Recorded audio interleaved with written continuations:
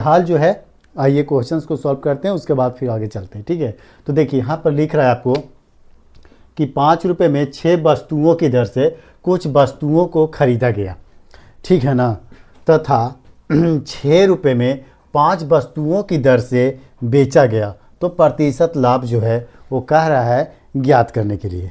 ठीक है ना, तो याद रखिए पहले जो रुपए हैं वो रुपए रख दीजिए यहाँ पर, ठीक है, और जो वस्तुएं रखी गई है उसको वस्तुओं को जो है यहाँ पर रख दीजिए।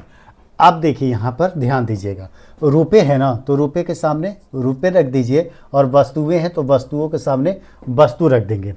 ठीक है ना, फिर बोलता है कि कुछ वस्तुओं को खरीदा गया तथा 6 रुपये में, अब 6 रुपये में कह रहा है कि वस्तुओं 5 वस्तु को दर से बेचा भी गया, तो फिर कहता है 6 रुपये में भी बेचा गया, तो 1 रुपया 6 भी हो गया यहाँ भी, और फिर कहता है कि 5 वस्तुओं को, तो 5 यहाँ भी हो गया। ठीक है ना, समझ रहे हैं कि नहीं? तो ये है। अब जो देखिए पहले क्या करना है, बनाने का तरीका हमारा यही होता है कि जो क्वेश्चंस कर रहा है पहले उस क्वेश्चंस को समझिए, और जब क्वेश्चंस को आप समझ लीजिएगा कि खुद आपको बोल देगा, है ना, कि आपको कैसे सोल्व करना है। ठीक है, तो देखिए 5 रुपये वस्तुओं की दर से क्या गया, बेचा गया, तो प्रतिशत लाभ ज्ञात करना है। तो याद रखिएगा एक दूसरा के प्रतिशत लाभ ज्ञात करने के लिए एक दूसरा का क्रॉस मल्टीप्लाई जो है वो हमको करना होता है। ठीक है ना, तो देखिए 5 से करिएगा तो हमारा कितना आ जाएगा, 25 आ जाएगा, तो 25 जो आएगा वो हमारा सीपी हो जाएगा, और 6 छक 36 जो हो गया ये हमारा एसपी हो गया, है ना। आप समझ गए? तो आप देखिए अब हमको क्या करना है सो समझिए। आप देखिए एक दूसरा का अंतर देखिए, कितना का अंतर है, तो 11 का अंतर है। कितना का अंतर है आपको, 11 का अंतर है। ठीक है ना, तो बस बन गया क्वेश्चन। 11 कर दीजिए, बटा सीपी क्या है 25 है, तो 25 कर दीजिए, गुना में 100 कर दीजिए, कितना हो जाएगा 25 चौके 100, मतलब 11 चौक कितना हो जाएगा 44 हो जाएगा, मतलब 44% जो होगा वो हमारे क्या हो जाएगा, आंसर हो जाएगा, है ना। तो समझ रहे हैं ना, देख रहे हैं ना कितने ईजी तरीके से और फास्ट तरीके से जो है क्वेश्चंस को हम सॉल्व किए। ठीक है ना, तो उसी प्रकार से बोला बेचा गया तो प्रतिशत लाभ क्या करें, तो प्रतिशत लाभ हमारा निकल गया, कितना निकल गया 44%। ठीक है ना, तो 2-4 क्वेश्चन जो है जल्दी 2 से 3 क्वेश्चन करवा देते हैं, उसके बाद ट्रिगोनोमेट्री का फार्मूला देते हैं, उसके बाद फिर प्रॉफिट लॉस का जो है क्वेश्चन इंपॉर्टेंट चलेंगे, है ना। तो देखिए नेक्स्ट क्वेश्चन, तो देखिए सेकेंड क्वेश्चन देखिए, सेकेंड क्वेश्चन हमको क्या कहता है कि 21 वस्तुओं को बेचने पर 3 वस्तुओं के विक्रय मूल्य के बराबर हानि होती है। तो याद देखिए 21 वस्तुओं को बेचने पर कहता है कि हमारा इसका एसपी कितना बेचा हो 21 रुपया में। ठीक है ना, फिर बोलता है कि 3 वस्तुओं के विक्रय मूल्य के बराबर होता है। तो मान लीजिए कि एक वस्तु क्या हो गया, एक वस्तु इसका 1 रुपया हो गया। ठीक है ना, फिर बोलता है कि 3 वस्तुओं के विक्रय मूल्य के बराबर होता है तो हानि होती है, तो प्रतिशत हानि इसको ज्ञात करने के लिए हमको कहता है। ठीक है, तो याद रखिएगा, तो इसका सीपी हमारा क्या हो गया, जब 21 है तो इसको सीपी जो हो गया वो हमारा 21 रुपया आ गया। ठीक है, और उसके बाद बोलता है कि 3 वस्तुओं को विक्रय मूल्य के बराबर होता है, तो इसका एसपी अब याद रखिए 21 हो गया ना, अब 21 में भी 3 जोड़ जाएंगे तो इसको हो जाएगा 24, तो इसका भी सीपी क्या हो जाएगा हमको 24 हो जाएगा। ठीक है ना, क्या हो जाएगा 24। अब देखिए इसको निकालना कैसे है सो ध्यान दीजिए। आप बोलता है कि 3 वस्तुओं के विक्रय मूल्य के बराबर, मतलब 21 और 3 24 हो गया, तो 3 बटे क्या हो जाएगा, 3 बटे क्या हो जाएगा 24 गुने 100। ठीक है, इस तरीके से निकाल देंगे, तो 3 8 कितना होता है 24 होता है, तो कितना आ गया हमारा यहाँ 1 हो गया, मतलब 3 8 24, मतलब कि 1 बटे 8 गुने 100 हो गया। ठीक है ना, अब इसको आप काटिएगा तो क्या आ जाएगा, काट के देख लीजिएगा 12.5, मतलब 12.5% हमारा क्या हो जाएगा, इसका आंसर हो जाएगा, कितना आ जाएगा 12.5%, है ना। तो समझ गए ना इसको कितनी आसान तरीके से हमको सॉल्व करना है ना, और हम आशा कर रहे हैं इसको समझ गए होंगे आपको कि कैसे सॉल्व करना है। ठीक है, आप देखिए इसके बाद फिर चलते हैं नेक्स्ट क्वेश्चन को, देखिएगा।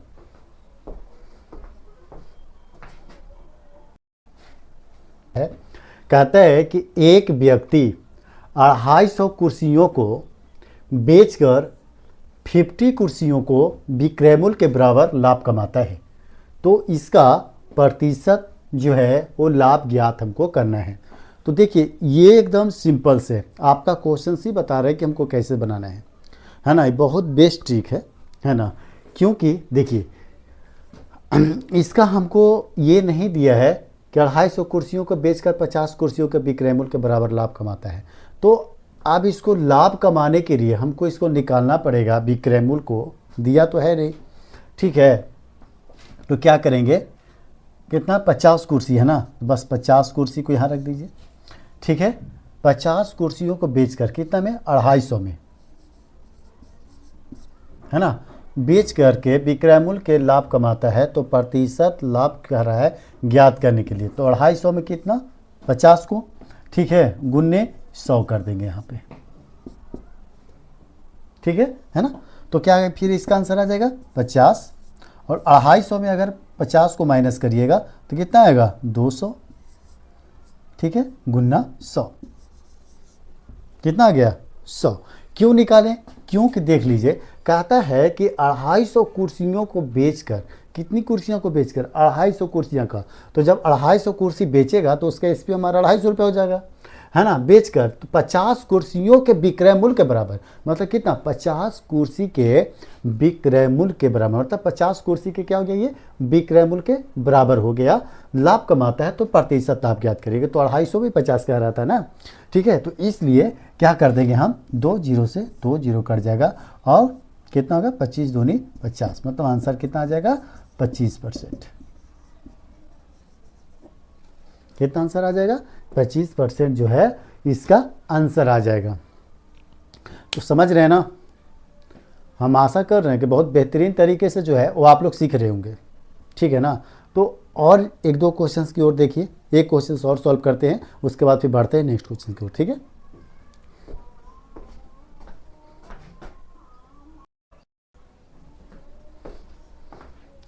देखिए 4 नंबर क्वेश्चन कहता है, उसके बाद चलेंगे ट्रिगोनोमेट्री की ओर। एक दुकानदार ने एक वस्तु को 15% लाभ पर बेची। यदि वह वस्तु को 18 रुपये अधिक मूल्य पर बेचता है तो 18% लाभ होता है। तो वस्तु का क्या कहता है, क्रय मूल्य। तो याद रखिए वस्तु का क्रय मूल्य जो है वो नहीं दिया हुआ है, हमको क्रय मूल्य जो है वो निकालना है, ठीक है। तो सीपी अपने आप में मान लो 100, ठीक है, 100 मानिएगा ना। उसके बाद कहता है कि 15% के लाभ पर, तो 15% का लाभ पर, तो इसको एसपीएम मान लेते हैं 115, है ना। क्यों, क्योंकि 15% का लाभ होगा। तो बोले थे कि कोई भी अपने आप में 100% होता है, तो 100% में 15% को निकालने के लिए हमको क्या रखना पड़ेगा, 115 रखना पड़ेगा ना। तो बस आप देखिए जो है वो हमारा क्या होगा, निकल जाएगा। देखिए कैसे, हमको क्या करना है, 115, है ना, 115, उसके बाद बोलता है 18 रुपया, 18 रुपया, उसके बाद 18 रुपया अधिक मूल्य पर बेचता है तो उसे 18% का लाभ प्राप्त होता है। कितना प्रतिशत का, 18% का। तो 118 हो जाएगा, क्या हो जाएगा हमारा 118 हो जाएगा कि नहीं हो जाएगा, बताइए, है ना। यहाँ प्लस का चिन्ह हो जाएगा, ठीक है ना। क्या कहता है कि 115%, तो 115 और 18 हो गया, तो 18, उसके बाद क्या कहता है 18% के लाभ पर। तो 18% के लाभ पर मतलब क्या हो गया, 118 हो गया। अब हमको क्या करना है, सो ध्यान दीजिए, 115 में 118 अगर हम माइनस करते हैं, है ना, पहला सुधर जाता है तो माइनस होता पता है। तो 115 में 18 जाएगा तो क्या हो जाएगा, 3 हो जाएगा। तो 3 जो है यहाँ पर हम लिख देंगे, ठीक है ना। और उसके बाद ये 18 जो है ना, है वो बटा में 18 कर देंगे, ठीक है। बटा में क्या कर देंगे हम, 18 कर देंगे, है ना। और नहीं तो फिर ऐसे भी लिख सकते हैं कि 3x + 18, ठीक है ना। तो x बराबर क्या हो जाएगा, 3 छक 18 मतलब 6 हो गया ना, दिख रहा है कि नहीं, है ना। तो ये 6 हो गया ना। तो फिर क्या करना है, सीपी क्या आपको दिया है, 100 दिया है, तो 100 गुने 6 मतलब 600, 600 जो हो जाएगा इसका क्या हो जाएगा, आंसर हो जाएगा। तो इसको क्रय मूल्य क्या हो जाएगा हमारा 600 रुपया हो जाएगा, समझे ना। तो इस तरीके से जो है क्वेश्चंस को हम सॉल्व करेंगे, देख लीजिए, है ना, कितने अच्छे तरीके से जो है समझते हुए क्वेश्चंस को हम सॉल्व किए, है ना। अब देखिए, अब इसके बाद जो है हम क्वेश्चंस बढ़ेंगे ट्रिगोनोमेट्री फार्मूले की ओर, ठीक है। तो चलिए ये देख लीजिए, शुरुआती, है ना, ट्रिगोनोमेट्री का शुरुआती फार्मूले जो हैं, है ना, वो हमको जो है यहाँ पर हम मेंशन किए हैं। याद रखिएगा कितना इंपॉर्टेंट फार्मूले है वो जरूर देखिए, जिससे याद रखिएगा साइन थीटा का हमारा फार्मूले जो होते हैं वो लंब बटे कर्ण होते हैं, ठीक है। है ना। उसके बाद कॉट थीटा का जो होता है वो आधार बटे लंब होते हैं, है ना। उसके बाद कॉस थीटा का आधार बटे कर्ण होते हैं, ठीक है ना। और 4 का सेक थीटा का जो होता है वो हमारा कर्ण बटे आधार होता है, और 5 का मतलब जो है टेन थीटा, है ना, वो लंब बटे आधार होता है।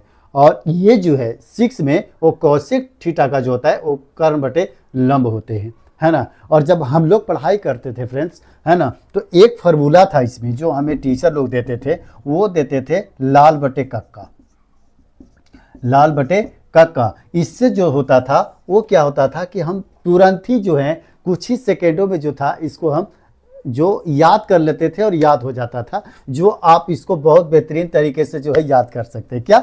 लंब बटे कर्ण, आधार बटे कर्ण और लंब बटे आधार। ये जो है वो बहुत जो बेस्ट तरीके और एकदम आसान तरीके से जो है याद करने वाले फॉर्मूले हैं, है ना। और इसमें बहुत से अच्छे से अच्छे ट्रिक है जो हम आप लोग को देंगे याद करने के लिए, ठीक है ना। तो आज जो है ट्रिग्नोमेट्री का जो है वो स्टार्ट हुआ क्लास, है ना, जो आपको फार्मूले के साथ, है ना, हम स्टार्ट कर रहे हैं। उसके बाद एक से एक ट्रिक के साथ और हायर लेवल, जूनियर लेवल से लेकर के, है ना, छोटे लेवल से लेकर के हायर लेवल तक क्वेश्चंस को जो है ट्रिग्नोमेट्री से आप लोग को चलेंगे, जो एग्जाम में भी आपका हेल्पफुल होगा, है ना। तो फ्रेंड्स ये देख लीजिए। उसके बाद जो हम मेंशन किए हैं वो साइन थीटा। तो साइन थीटा का होता है, साइन का उल्टा याद रखिएगा, साइन का उल्टा होता है कॉसेक, है ना, और टेन का उल्टा होता है कॉट थीटा, है ना। और एक चीज याद रखिएगा, ये भी हम लिखे हैं कि उल्टा का गुना 1 होता है। उल्टा का गुना कितना होता है फ्रेंड्स? 1 होता है ना। तो अभी जो है ये क्वेश्चन जो है वो आप लोग का HW रहेगा, जो आप लोग को क्या करना है, इसको रिमेंबर, है ना, क्या करना है, रिमेंबर। अगर आप लोग ईमानदारी पूर्वक पढ़ रहे होंगे तो इसको याद जरूर कर लीजिए। और उसके बाद हम आपको ट्रिग्नोमेट्री से झकास क्वेश्चन जो है आप लोग को बीच में लेकर के आएंगे, ताकि आप लोग को एग्जाम से लेकर के, अगर आप लोग नहीं भी जानते होंगे ट्रिग्नोमेट्री का, तो हम बता रहे हैं आप लोग को बिल्कुल जीरो लेवल से जो है क्वेश्चंस हम आप लोग के बीच में लेकर के चलेंगे, कि ताकि आप लोग को और बेहतरीन तरीके से जो है वो ट्रिग्नोमेट्री से क्वेश्चन समझ में आए, है ना। और फ्रेंड्स हमने जीरो लेवल से प्रॉफिट एंड लॉस क्वेश्चंस भी मैंने स्टार्ट किया है, जो अभी इसके साथ साथ जो है अभी प्रॉफिट लॉस से 2 से 4 क्वेश्चंस रेगुलर करेंगे, और साथ में ट्रिग्नोमेट्री का क्वेश्चंस भी है जो साथ साथ में हम लोग लेकर के चलेंगे, है ना। तो अगर इस वीडियो में अगर आप नए हैं और मेरे इस वीडियो को अगर आप पहली बार देख रहे हैं तो प्लीज़ लाइक एंड सब्सक्राइब और अदर को शेयर जरूर करिएगा। मिलते हैं फिर नेक्स्ट वीडियो में, तब तक के लिए धन्यवाद।